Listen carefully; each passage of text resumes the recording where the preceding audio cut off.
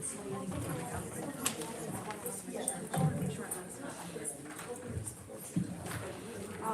two high school reps went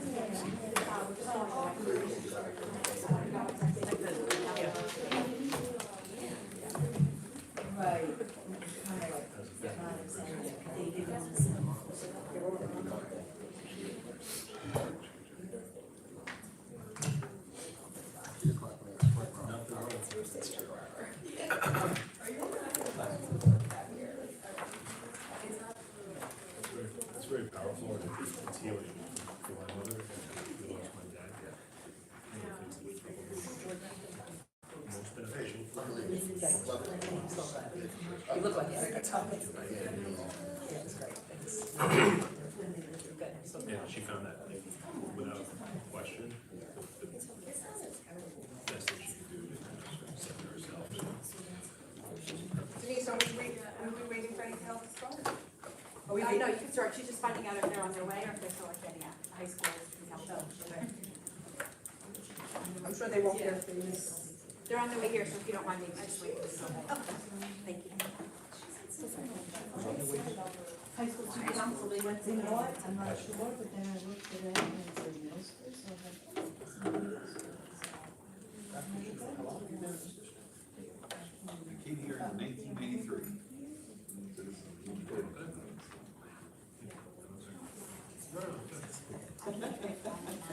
I can only imagine how many years it feels like. 18 months feels like 32 years. It feels like. Oh, The okay. Indians need it. Oh, okay, I thought you wanted to. No. Hi, everyone, welcome to our December board meeting. Can everyone rise for the pledge of allegiance?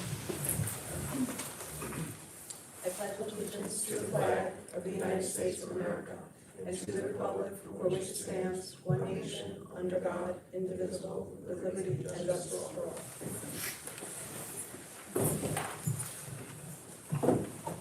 Okay. We will actually start with minutes, which we don't usually do, but we'll get that over with. Recommended motion be resolved that the Board of Education make any necessary corrections and move the approval of the minutes of the regular meeting dated November 17, 2022. Do I have a motion? Sam, second. Chris, I have some comments to that, actually. So, for unfinished business, policy 7222, the way it reads, it looks like we're adopting the policy, but we are just adopting the first reading. So that needs to be changed to say approving or adopting the first reading. And then for under new business, policy 7540 and policy 8330, we made revisions to both of those. We accepted the first reading, so somewhere I think it should say as revised. Okay. And That was in both of them? What? In both of them? Both of them, and 7222, it should say, adopting the first reading, not adopting the policy.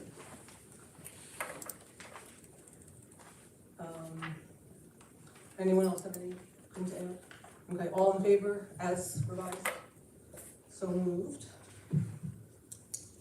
A moment of silence. Victor, can you do a moment of silence? It's in your book. What? It's in-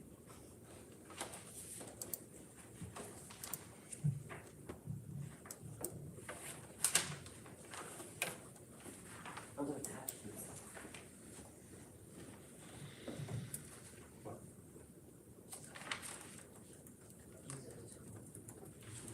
Moment of silence.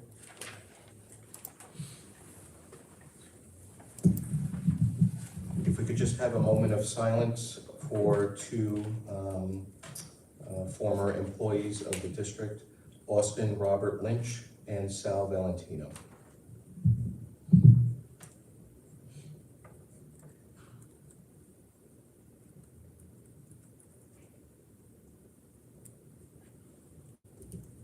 Thank you. Thank you. Okay, just wanted to point out, I guess you may have noticed that Hank Richmond, the superintendent, isn't here, he's home sick. And Jen Bartnoff, the other board member, is also not here. Okay, superintendent's report, since Hank isn't here, Victor, you're gonna do that? Yes, it'll be the assistant superintendent. Just two items on the list. One, last week, about 130 of our students and several teachers and administrators went to Disney for our students to perform at Disney Springs and learn about the way they bring things together and productions together. And I'll just ask Dr. Sherman if she could just kind of summarize the trip and how wonderful it was. I had the pleasure of accompanying our 9th through 12th grade music students to Disney this past weekend. The students had the opportunity, besides spending time in the parks, they got to visit all 4 of Disney's parks.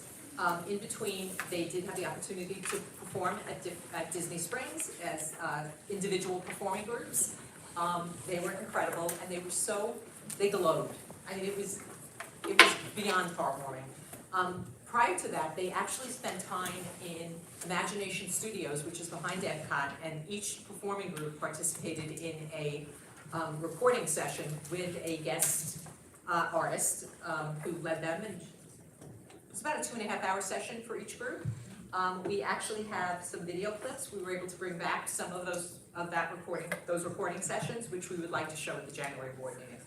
I have to say, the behavior of our students was unbelievable. If you can imagine moving almost 130 kids through security at an airport, 2 airports, back and forth, just checking in, getting their boarding passes, showing their IDs. I'm in education almost 40 years. It was incredible. They listened. We gave them the opportunity to be with friends at the park. They had to check in every 4 to 5 hours, which they did. Everyone showed up every time. Their behavior in the hotel was unbelievable. I think our biggest issue behaviorally was in the room next to mine. I had a couple of girls practicing the flute at about 11:30 at night. That was our biggest behavior issue. I gave a little bang on the wall, and that was it. That was the extent of it. They were wonderful. I think they had an amazing time. I kept asking students, would you do this again? Would you do this again? And they all said yes, except for a couple of students. We did take Nurse Iris with us, and good thing we did. A couple of students did come down with a fever, got sick. We were able to isolate them into separate, we call them sick rooms. And it was it. It went really, really well. It's the first time we've done this. Ruth Breidenbach, our CA for Music and Art, coordinated the trip, and it was fabulous. It was fabulous. Thank you, Ivy. And as wonderful as our kids are, I don't want to underestimate the work of Ivy, Ruth, the other administrators and teachers. No matter what, 130 kids in a really packed amusement park is difficult to handle, and they did a stellar job to keep our students safe and secure throughout the trip. Absolutely. So Staff thank you was all. amazing. The other item was school food service. At the beginning of this month, early December, we brought in Aramark to provide assistance with our school lunch program to provide more fresh fruits and vegetables, more variety. I could say 3 or 4 weeks in now, we're hearing a lot of positive feedback from the students. I think we broke a record on Tuesday with the most lunches served in this building at 1,089, just in this building. But the variety that's there and will continue for the balance of the year, we're really excited about it, and we could just see it with the number of students purchasing lunch. So we're really excited about it, and we look forward to the board visiting the cafeteria at the end of January, beginning of February. That's all I had, Jim. And the number of students, like usually says. We could skip that. Okay. 303. Thank you. Thank you. Okay. We do not have a middle school council report, student council, but do we have a PTA report that someone was gonna read? Oh, Victor, you're back up again. Hi, my name is Allison. Good evening, Mr. Grishman, Board of Education members, Central Administration, faculty, staff, and community members. I am Allison Edelman, and I am the president of the Jericho Joint PTA Council, and I'm sorry I cannot be there in person tonight. The Jericho Joint PTA Council has had a busy month. At our December meeting, we hosted Patrick Fogarty, Director of Technology. He gave a great presentation on online security, password protection, school accounts, and more. Patrick is working on a new parent portal that should be introduced in the coming months, and we are looking forward to it being rolled out. If anyone has any issues with school devices, school passwords, or anything else related to technology, Patrick's team is an excellent resource in our school. We have two very exciting parent presentations coming up in January. The first is on January 23rd at 9:30 a.m. in the middle school library. This will be a discussion and education on the topic of vaping, breaking down the myths and facts. This program will be led by a representative from our partnership with Northwell, along with Ray Velez, the high school social worker, and the high school administration team. The Joint PTA Council discussed issues that parents would like to hear and learn more about, and vaping was a topic that was unanimously chosen. The second parent presentation in January will take place on Monday, January 30th. This virtual event is being sponsored by the Wellness Coalition and was brought about by parents on the committee. Again, a Northwell representative will discuss the topic of body image and the struggles children and adolescents face. We look forward to seeing everyone at both of these worthwhile events. All of our units were busy this month with holiday boutiques, book fairs, reflection contests, bake sales, and more. Everyone is successfully raising money for their respective students for programming and moving up graduation celebrations to come. All schools have distributed their spirit wear, so our students and faculty are proudly walking the halls in their Jericho apparel. As mentioned last month, we shipped more than $4,000 in gift cards to Calusa Middle School in Cape Coral, Florida. The students, faculty, and staff were so appreciative of our community's generosity. Our Giving Tree Drive was a huge success, and we look forward to doing more collaborations with this Florida school district in the near future. In fact, the life skill classes in each building are going to begin a pen pal exchange program and set up a Zoom in the coming months. Thank you to everyone who participated in our Joint PTO Council's first community drive. Thank you so much. Wishing everyone a wonderful holiday season and a happy and healthy new year. And now we have Ruby Shanker for our high school student council report, and congratulations. I wonder where you're going to school. Decked out in your Duke gear. Congratulations. We're very excited for you. I just got it. I had it. You have to switch that one on. Okay. Patrick is literally running in. I told him to run. Oh, well, we can do something else and be friendly. Okay. Okay. He's gonna, yeah, he's like right here. Okay. I hear him running. Run, Patrick, run. Oh, you guys are up. He's like, what, right?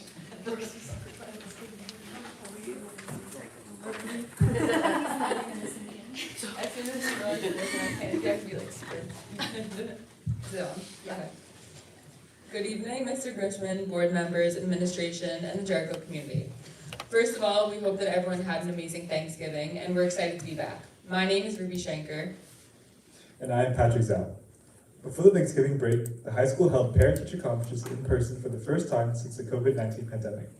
Parents met with teachers upon teachers' request on Tuesday night, and teachers had an open parent-teacher conference hours from 8:30 a.m. to 12:30 p.m. on Wednesday. On November 28th, Jericho Theater's department held tryouts for their spring musical, Frozen. The auditions were held virtually through self-tape submissions, and callbacks were a week later. Currently, the cast has been rehearsing every day after school in the Little Theater. This year will be a special musical, and members of the department, along with volunteers, have been working after rehearsals to make connections with businesses and sponsors who will be providing additional support. So far, they have contacted senior citizen homes, small businesses, and lighting, sound, and costume companies. We're so excited to see the show in spring. Staff Recognition Night was on December 1st. Our amazing faculty and staff were honored in the high school auditorium for the first time for their many years of dedication to the Jericho community. Jericho's annual Fashion and Talent Show was held in the auditorium on December 3rd from 7 p.m. to 9 p.m. Hosted by Skylar Jaffe and James Rush, the event was a huge success. All of the proceeds were donated to the Morgan Foundation, an organization founded by our very own Grant Morgan for research at Cohen's Children's Hospital. The directors, Kat Papasavru, Tess Silverman, Fariella Frico, and Ashley Libertoff, spearheaded the fundraising, and through ticket sales, a bake sale, t-shirt sales, and to fund Minute to Minute event during intermission, they were very successful in their fundraising. Our music department had a very busy month. First starting off on December 7th with the high school band concert, our talented musicians gave a wonderful performance in the high school auditorium. Our jazz ensemble also performed at the Superintendent's Conference on December 8th. Then, leaving early in the morning, our high school band, orchestra, and chorus embarked on a trip to Disney World from December 15th to December 18th. Our students had a magical experience, giving amazing performances and participating in workshops and going on numerous rides. This past weekend, Jericho High School hosted the annual Dick Drab Wrestling Tournament, named after former wrestling coach Dick Drab, who founded the Varsity Club. The event ran from 8 a.m. to 4 p.m. with 8 teams, including Jericho. The tournament was visited by many Jericho alumni who came back to watch, and Ethan Kasemi won Most Valuable Player of the tournament, going 4-0. In celebration of Argentina becoming World Cup champions, our Spanish classes dressed up in Argentinian colors as they paraded the halls on December 20th. Our English department also hosted Poetry Out Loud on December 20th. Students voluntarily memorized a poem and performed it in front of other participants and teachers. It was an amazing opportunity for students to showcase their love for literature. This Monday marked the start of our annual Christmas Spirit Week. On Monday, students came in dressed in their coziest pajamas. On Tuesday, we just dressed in holiday hats and onesies. Students stayed after school to decorate on Tuesday outside the cafeteria in a festive holiday theme. Wednesday was our Winter Wonderland with students wearing their favorite white winter apparel. Today was our Ugly Sweater Day, and we're wrapping up this week with holiday colors tomorrow. On December 23rd, Jericho High School's Physical Education Department is holding their annual volleyball tournament. Every physical education class has been preparing a volleyball team composed of the best players in their class. May the best team win. January 5th is our annual course information and community service fair for students from 8th grade to 11th grade. Come to the high school Sam Springer Gym at 7 p.m. to 9 p.m. to learn about next year's courses. The first half hour is for incoming freshmen only. Make sure to check your emails for more information from Mr. Cohen. That's it for this month. Thank you, and we wish everyone a safe and happy holiday break. Great job, thank you, Ruby and Patrick. Now, opportunity for the public to be heard. If you'd like to make a comment or ask a question, please tell us your name and affiliation if you're representing a specific group. If you'd like your written statement included in our board minutes, you must hand a written copy of your remarks to Victor before speaking. As always, public discussion on matters related to staff and students at which their reputation, privacy, or rights of due process, or those of others could in some way be violated is prohibited.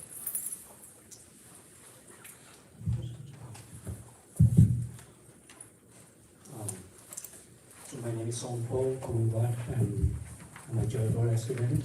I have a daughter who's in junior and in 7th grade. I just want to give my strongly support on the initiation of the policy of the weighting of grade policy. I received an email from the list, and I understand that Mr. Greg Sloan also made a short video explaining all of the how that grading of grade will work. Again, I will not repeat an email. I sent an email to the board, and I understand that all the board can see the email, correct? Yes. Yes. So I just want to say that I strongly support this initiation, okay? And I think it's the right step, okay, in the right direction. And of course, the more higher level challenging course need to be distinguished, need to be removed. And all of the cards that Mr. Sloan had listed out, I just strongly agree that those are the higher level cards that need to be give the more of the adding of the weight. So that's all my comment. And I understand there will be another public hearing on the January session. We're gonna hopefully vote on it in January, so, if you wanna come back, we appreciate your input again. But thank you so much, because we really appreciate the input and want to hear what everyone has to say, so. So I have two questions. I don't know that you can answer now or maybe keep discussing this initiation. My question is, if this is passed or if this is accepted, what would be a timeline for the implementation? Ivy, do you have a, that's. I don't think that hasn't been determined decided. yet. Yeah. It's open for discussion. There's discussion on whether it's immediate, whether it's phased in, how it's phased in, and there's people in favor of all of the above. The thing that I do understand is that it has to be done for the whole, everyone at once. They can't be, done piecemeal by grade, so the whole thing has to happen for all 4 grades at once. So, I guess I the don't think that's, determination, oh, sorry. the determination would be whether, it starts for the current students, or it starts for, next year's students, starting next year, or waiting till, 4 years, then all the current students are out, which, I don't think that's what anyone is proposing, but. There's ways to jerry-rig that where it can be phased in, Okay, well, that's what Craig said, that it wouldn't be done. and that's why it takes more thought, and Mr. Sloan is very contemplative. Yeah, I think again, I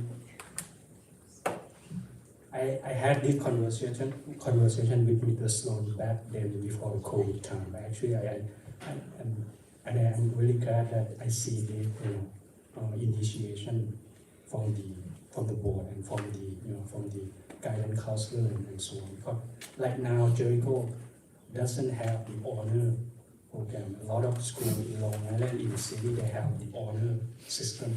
So that gives more advantage to another school when it comes for the college application. So, so I think that would, be the right approach to do it. And my other question is, will this be applied for the student who had previously taken such a course that, let's say if the policy is accepted, if the initiation is approved, will this be applied to the student that taking class, took the class last year or? If it's retroactive, is that what you're saying? Yeah. So that hasn't been determined. No, it's definitely, once it gets adopted, I think it goes back to the beginning of your high school career. Okay. I believe the point we were talking about earlier is on which grade or at what time is that whole thing gonna go into effect where it becomes retroactive? So that might be this year, it might be next year, that's the part, but I believe that regardless of when it goes in, if you're a junior when it goes in, it's gonna affect your freshman, sophomore, and junior year classes. I think that point is agreed to, that it's not just gonna be the classes you sign up for going forward, because that's clearly something the system cannot handle. That's all. Thank you. Thank you. Thank you. Anyone else have any? And did we get any emails that wanted to be read? So just point of order, based on our meeting last week, we have this procedure here about the opportunity for the public to be heard. I think this clearly needs to change. First of all, I believe we did last month, and I think it's a good policy, we've talked about it, that if a member of the public has a comment about an agenda item, they should be able to hold that comment till the agenda item's time, so that here they're not talking about giving us a statement in 15, 20 minutes, an hour later, we're talking about that policy or that agenda item. And I think that is appropriate, and we did it last month, and we've done it sometimes in the past, and I think that should become part of this procedure, that if you're making a general statement about something that's not on the agenda, such as this gentleman did, this is the time to talk about it, but if you're going to put out a comment about the low-income, the low-income senior citizen and person with disability, you should be able to wait until the board is discussing that matter before you have to make that comment. I don't think we've ever prevented any community member from asking a question on any agenda item at all in any meeting. That's always been our practice, that we've done it that way. I'm not talking about. Proposing to change. Well, two things. One, I'm not talking about questions, I'm talking about statements. I understand questions, that we're usually very flexible and let people ask questions. I'm talking about statements. And if that is what our procedures are, Mr. Citron, then that's what it should say here. That's not what it says here about opportunity for the public to be heard.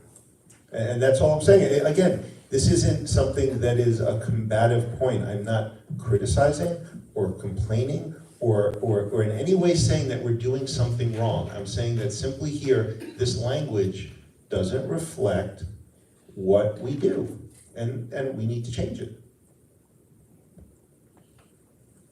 And again, if you gotta see it to understand what I'm saying, I'll rewrite it.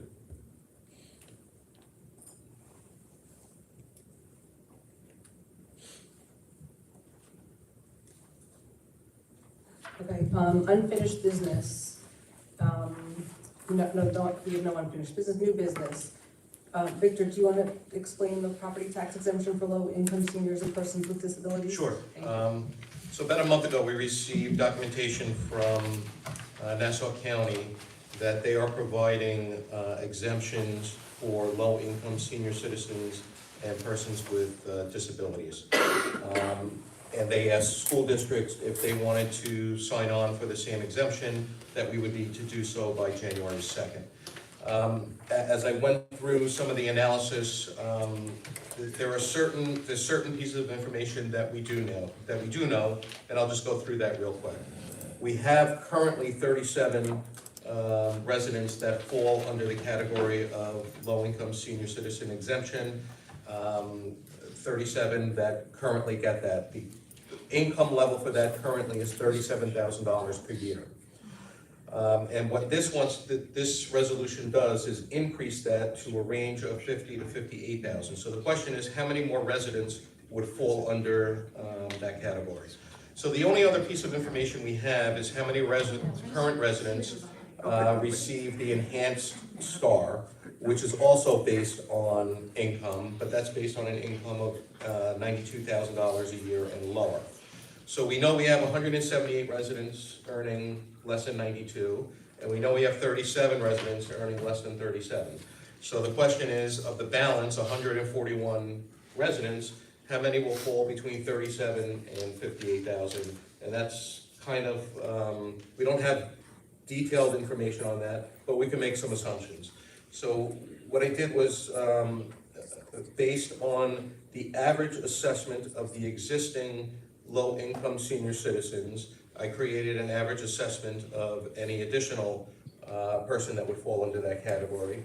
And then I estimated about the balance of the 141 residents, 25% of them would fall into that category of $37,000 to $50,000. And based on that, it would have an overall adjustment on our entire tax base of about $212,000, which, you know, it's a lot of money, of course, but it's, in the grand scheme of things, on a $108 million tax base, it's relatively a small percentage compared to our total tax base. So what we're recommending here is to go along with what the county's already approved and what the town's already approved, and provide this additional exemption for our low-income senior citizens that live in Jericho, and for our persons with disabilities that live in Jericho as well. So the resolution said that you need to have, that we had a public hearing, so I'm just confirming that this This is the discussion public is the hearing. public hearing. Yeah. Okay. For both the senior citizens and Correct. persons with disabilities. Okay. Do I need to read this whole resolution? No, it's as written in the agenda. As written in the agenda, do I have a motion? Chris, second. Divya, any discussion? All in favor? Thank you.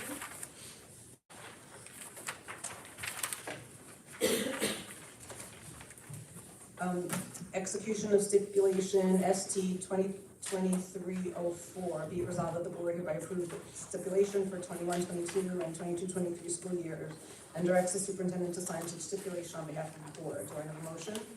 Chris, second. Divya, any discussion? All in favor?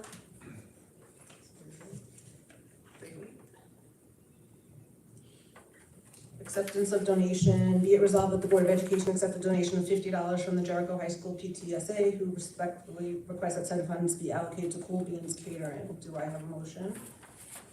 Chris, second. Divya? Thank you. That's the discussion. Thank you. Any other discussion? All in favor?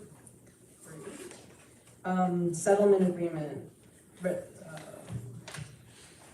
I have to read that resolution? No. Okay. Okay.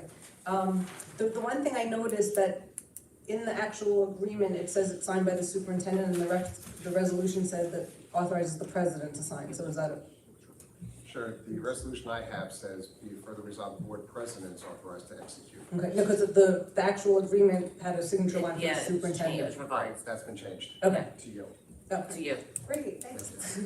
Okay, do I have a motion to approve that? Divya, second. Chris, any discussion? All in favor?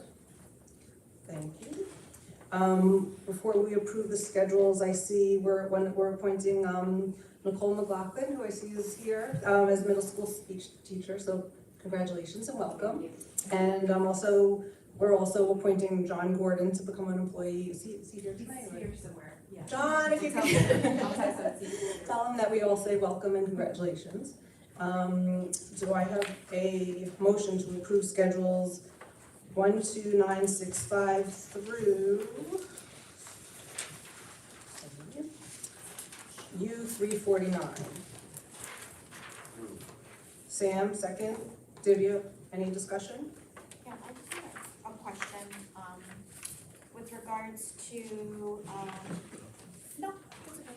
On here is ID number 12970, the first student, extension of contracts. It says it's extending it through 23-24, but there were no contracts actually listed. Were there any significant changes to the?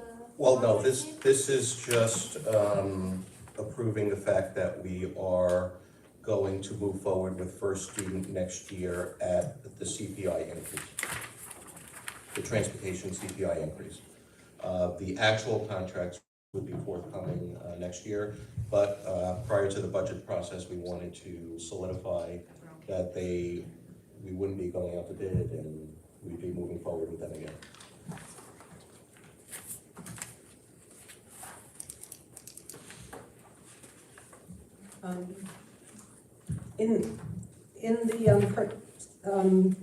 Ben, in the personnel schedules, there was one that someone was coming in as a leave of absence, and then someone else was coming in for that person. So is that usually if someone is like moving from one position to another? She's talking about Petre for Funes and Zamrose for Petre. You had the same question?